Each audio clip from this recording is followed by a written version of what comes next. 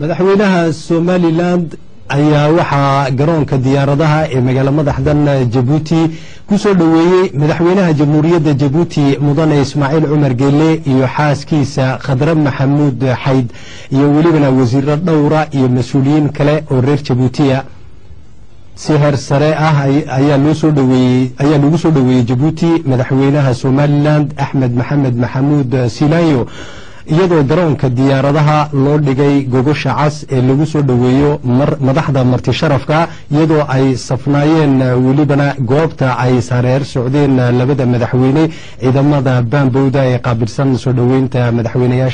madaxweynaha Somaliland madaxweynaha jamhuuriyadda Somaliland mudane Muuse Biixi Cabdi iyo wafdiga uu hogaaminayo ayaa diyaarad khaas ah oo ay Djibouti leedahay waxay ku yimaadeen dalka jamhuuriyadda Djibouti markii ay soo gaadhay diyaaradaasi madaarka caasimadda Djibouti qolka VIP-da madaarka waxa madaxweynaha jamhuuriyadda Somaliland iyo wafdigiisa ku qaabilay madaxweynaha dalka Djibouti mudane Ismaaciil Cumar Geele iyadoo si heer sare loo wariis Sheekh Axmed Jirde iyadoo ay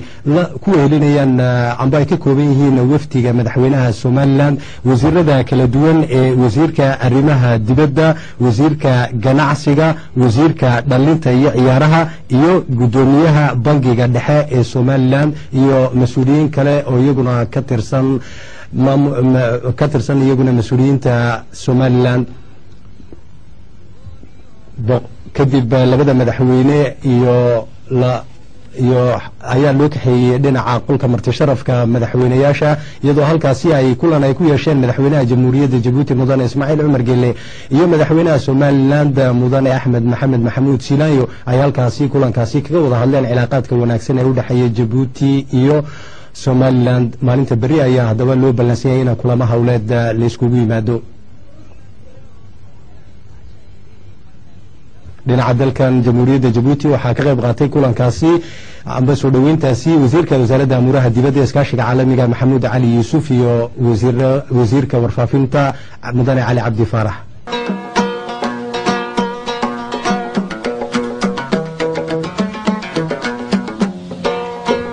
soo dhaweeyay wafdiga madaxweyne Muuse Biixi Cabdi waxaanay labada madaxweyne ee dalalka Somaliland iyo Djibouti kulan kooban ku qaateen qolka VIP-da ee madaarka Djibouti International Airport safarka madaxweynaha jamhuuriyadda Somaliland uu ku soo gaaray dalka Djibouti ayaa yimi kadib markii uu martiqaad rasmi ah uu ka helay dhigiisa dalka Djibouti mudane Ismaaciil Cumar Geele madaxweyne Muuse Biixi Cabdi iyo wafdigiisa waxa loo soo galbiyay hotelka Kambiski oo ahayd goobta ay wafdigu ka degayaan dalka Djibouti caasimadiisa wafdigana waxa galbinayay madaxda xukuumadda Djibouti iyo mas'uuliyiinta safaaradda ay Somaliland ku leedahay dalka Djibouti ambassador Cabdifataax Saciid Axmed safiirka Somaliland u fadhiya dalka Djibouti ayaa madaxda iyo shacabka Djibouti uga mahadnaqay sida milgaha dawladnimo leh ee ay dalkooda ugu soo dhaweeyeen madaxweynaha jamhuuriyadda Somaliland mudane Muuse Biixi Cabdi marka mahad waxa iska leeyahay mar labaad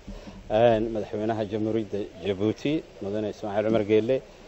golihiisa wasiirada xukuumadda mas'uuliyiin badan ayaa runtii madaxweynaha maanta Somaliland oo booqasho rasmi ah oo casuumada ku yimid jamhuuriyadda Djibouti ku soo dhaweeyay madaarka caalamiga ee Djibouti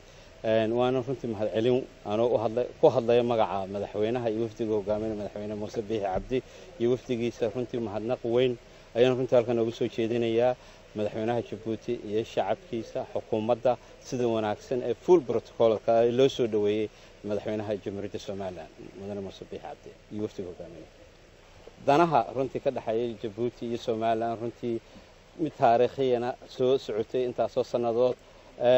runtii wax badan ayaan wadaagnaa Djibouti meelaha kale ama caalamka kale ama dalalka kale aanan wadaagin taasaan u sababa in madaxweynaha safarkiisa horeysa ku yimaado waqtiyada soo socda madaxweynaha jamhuuriyadda Somaliland waxa uu kulamo lagu xoojinayo xiriirka Somaliland iyo Djibouti uu kula yeelanayo caasimadda dalka Djibouti madaxweynaha dalka Djibouti iyo madax sare oo dalka ku sugan safarkan uu dalka Djibouti ku yimi madaxweynaha jamhuuriyadda Somaliland ayaa ah kii ugu horeeyay ee madaxweyne Muuse Biixi Cabdi uu dalka Somaliland dibadda uga baxo tan iyo markii la doortay Ridwaan Caydiid Ismaaciil Akiid telefishanka qaranka jamhuuriyadda Somaliland caasimadda dalka Djibouti